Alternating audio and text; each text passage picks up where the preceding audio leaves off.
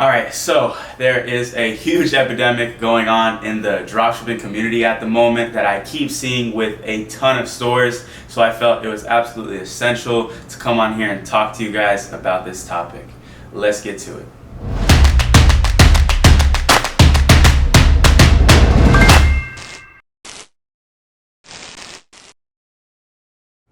What's up guys, it's your boy Jordan, back with another video, and as you guys just heard, there is quite a big problem that I keep seeing between a lot of store owners, and that problem is tied directly to customer service and the way that a lot of these people are treating their customers. In this video, I want to talk to you guys about some of the proper protocol and things to know when it comes to dealing with those customers, because remember guys, the customer is the only reason that you have a business. That's who you're designing a business to serve, and if you're not doing that effectively, you are never going to be in the position to build a long-term business. So if you guys like the quality of this content, give me a thumbs up and hit the subscribe button down below. Also in the description there are a couple links that I think you guys should check out. I have a 0 to 100 program where I break down my step-by-step system to building a profitable online store. We have tons of success stories and you can see all those down in that website.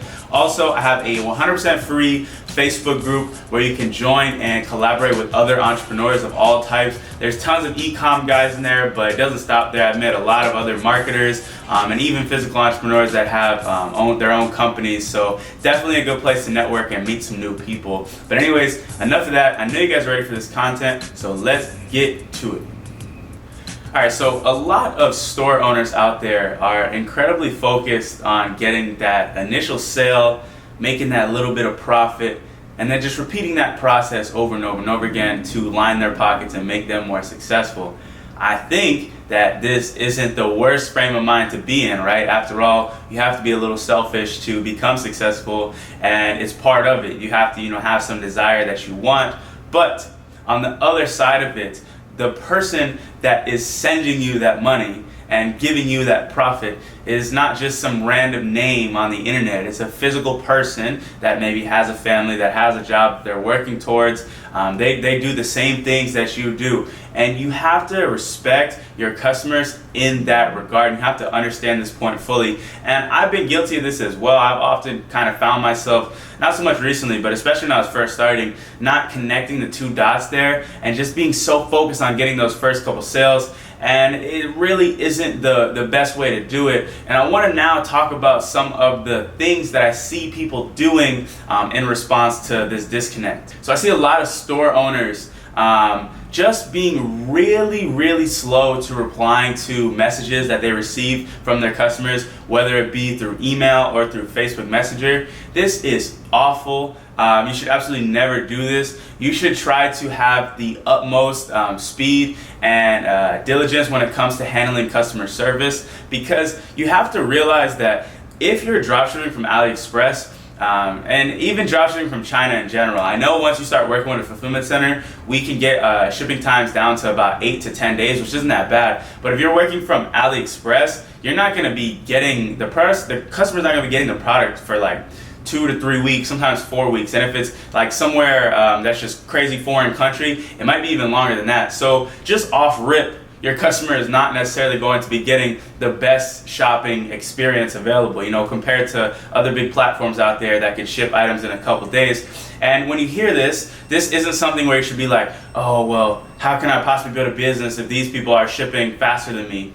It doesn't have to be that way, because you can compensate in other regards. And that's what I always talk about. I'm very heavy on this.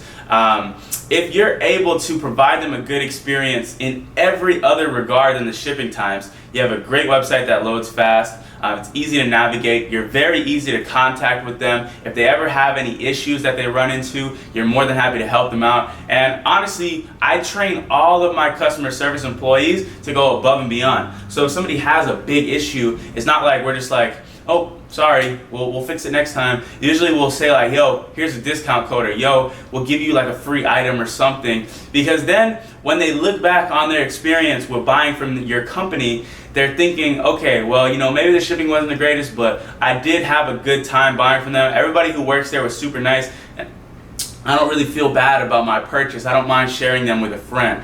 So that's the first thing that I'm seeing is people are just not properly handling the customer service side of their business, and at small scale too. Once you start to scale even bigger, if you don't have this small scale customer service operation handled, you're going to fail like catastrophically.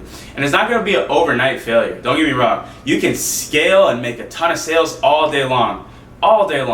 But let a month go by, let 2 months go by of you not replying to any messages, and watch what happens to your PayPal account. Watch what happens to your Stripe account. They're going to disappear, and you're not going to be able to do anything about it. So first thing, handle the customer service side of things at the highest level in the most optimized fashion that you can, even before you scale your business. That first point was really the overall point that I wanted to talk about. But there's a couple more things where I can go in depth talking about customer service, and more so, let's not use the word service. Let's talk more along the lines of building a relationship with your customer. Think of all the most successful e-commerce brands in the world. I'll just name a few: Amazon, Kylie Cosmetics, ColourPop. You've got tons of them. We could keep naming them for forever. The people that buy from these stores on a consistent basis buy from them because they have a good relationship with them. And the only way that a good relationship can be formed, the only ways a good relationship can be formed is either they had an amazing experience the first time around. If they didn't have an amazing experience, you did something along the way to make them feel good about their purchase. And then on top of that, the third thing, which is good for both of them, is if after they purchased, you continue to build some rapport with them. And the best way to do this, there's two key ways. The first one is email marketing, and I've talked about email marketing in the past. I'm not an email marketing expert. I have always gone out there and hired experts to handle email marketing in my business, but I cannot stress to you guys enough the importance of it for this reason. And then the second thing is messenger remarketing. So that's basically just communicating with your customer through Facebook Messenger. And there are certain laws and policies around this. You can't be blowing them up every single day with messages. But once again, this is one of those things that I've always outsourced and had somebody else do. But it's not something that I ever skipped because I was well aware of the importance of it. And if you can mold these first two things together, I can guarantee you that you will see drastic changes in your long-term success in your business. With customer service, it's one of those things where you don't see, like I said before, an overnight change. It's not like if you start replying to your customers, you're gonna get a ton more sales, okay? It's not like if you don't reply to your customer, you're gonna stop getting sales. But if we look at it over a macro period of 2, 3, 4, 5, 6 months, watch what happens if you go to one extreme or to the other. The results will speak for themselves. So that's number 2, is be sure that you're building a relationship with your customer outside of that initial purchase. And the thing about building a relationship with the customer is that a lot of times the customer is worth a lot more than that initial sale. A lot of people will cap the customer's lifetime value at that first sale because they don't do anything bigger than that. But the reality is, most customers want to buy from places. They want to spend some money. So if you can give them a platform that they're comfortable to spend money on, they're going to keep coming back again and again and again and again and again. And this has just been proven fact. This has been proven time and time again. So, that's your responsibility as a store owner, is to get your customer confident in their purchase, make them happy with the experience, and then ultimately get them to come back again and again and again. That's number 2.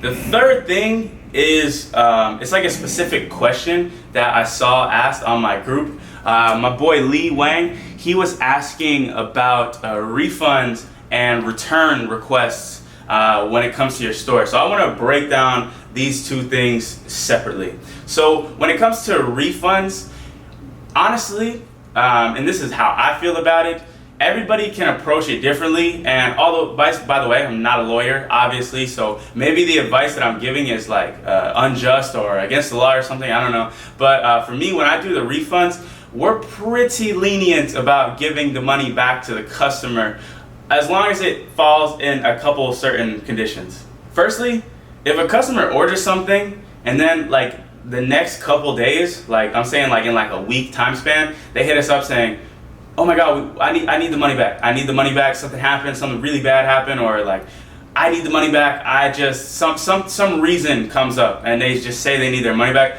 A lot of the times we're actually gonna go ahead and refund the customer because the repercussions that come along with not refunding them are a major headache. So two things will happen pretty much 100% of the time. First thing that's gonna happen is that they're gonna immediately charge back or put a dispute on your account. So you're gonna have to deal with that. It's not the hardest thing to deal with, but on a macro scale, and I keep using this word because this is the key that I'm talking about, on a macro scale, if you've got 20, 30, 40, 50 disputes, that's bad. It's hard to handle. PayPal does not like you anymore. Stripe does not like you anymore. And it's just not worth it. I would much rather refund $40 or $20 or shoot, even $100 if it was somebody that was just being what I like to call a bad customer. Like, think about it too. Okay, let's talk about you have like a physical place, like you own a McDonald's or something. And your person comes into McDonald's and it's like, okay, I want 6 cheeseburgers and a bunch of fries and every drink that you have, and it's like $100 or something. And they hand you the money, and then they walk away for a second, and they're like, no, I can't do this anymore. I changed my mind. I'm trying to be healthy. I'm trying to be fit. Just give me my money back. But then if you give them the money back, they'll take your money, they'll leave the store, and that's the end of it. But if you don't give them their money back, you'll have to sit at the store counter and listen to this person yell in your face for God knows how long. They're gonna post about you on social media, they're gonna create a whole big stir about it, and then at the end of it all, they're probably not even gonna eat the food that you ended up giving them. Same exact principle, weird comparison, but same exact principle with the online store. So if a customer wants a refund in the short period of time after ordering, just give it to them. It's not gonna kill you. The other situation with a refund, there's 2 more. The other one would be they ordered it, and then like 3 weeks later, right before the product is about to show up, or 2 weeks later, right before the product is about to show up, you've already given them tracking information, and then they want a refund. In that case, we don't just hand them out the refund. We already paid for the product. The product is already en route to your location. It's maybe like 2-3 stops away. What we tell them in that scenario is that, look, we're more than happy to give you a refund, but you have to send the product back to us. So a lot of times the customer is happy with it, and if they're not, we say, we're sorry, this is our policy. We send them to the page, and then we also say, we'll give you a discount code or something just to try to like sweeten the pot, make them feel a little bit better. That's typically the only thing you can do there. But don't just go handing out refunds like candy in that regard, because it will hurt your bottom line pretty bad. And then the last scenario is after they've gotten the product in their hand, and for some reason maybe the product was defective, maybe the product quality was bad, maybe it was just straight up broken, and they want a refund, give it to them every single time. Think about disclaimer, make sure you get proof. Make sure you have them send you a picture or a video or something, because people could lie like crazy on that. But make sure you get some proof, and if it's broken, like, give them the money back. You know how bad it's gonna hurt your brand if you send them a broken product and then don't give them the money back and don't make the situation right? I'll give you guys one story about this, and then I'll close off this video. I had shipped out a product to this one lady, and it was like last year, so like September or November, I don't even remember. It's towards the end of the year. And she got the product, and it was like shattered. It was one of the only units that we ever sent out that was just destroyed. And she got it, and I didn't know what to do at first. I was like, man, this is bad, whatever. So I just told her, I was like, all right, send us the product back. And we sent her one for free, and we let her keep her money. And you know what she ended up doing? She wasn't mad that the product was broken when it arrived. She actually came back to her store, and she bought 4 of the same product to give to her friends because she really liked it when she ended up getting it on hand. You see the power of building a good relationship with your customer? You see the epidemic behind not doing this? You see how much it can hurt your business in the long term? So that is the real things that I wanted to talk about. I really think it's important, and a lot of people are not putting as much emphasis on this aspect of their business as they should be. So that's pretty much the main points I wanted to talk about. Just firstly, be attentive to your customers. Treat them like royalty. They're the whole reason you have money in your bank account. Well, you did a lot of the work too, but they're the ones giving you the money.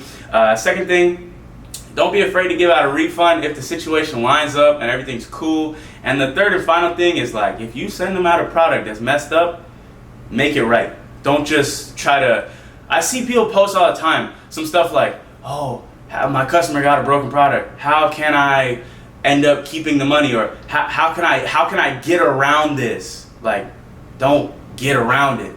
make the customer feel happy. That's the solution, and then you make more money in the long term. Think macro, not micro, and the results will come. Anyways guys, that's all I have for this video. Thanks for listening to me talk about customer service. Maybe not the most exciting topic, but one of the most important topics of your e-commerce business. Like I said in the beginning, if you like the quality of this content, hit that thumbs up button, hit that subscribe button down below, and in the description, I got my 0 to 100 program and my free Facebook group. I'm not gonna pressure you guys. Check it out if you want to. If you don't want to, it ain't gonna hurt me that much. And that's all I have for this video. So I'll see you guys in the next one. Peace.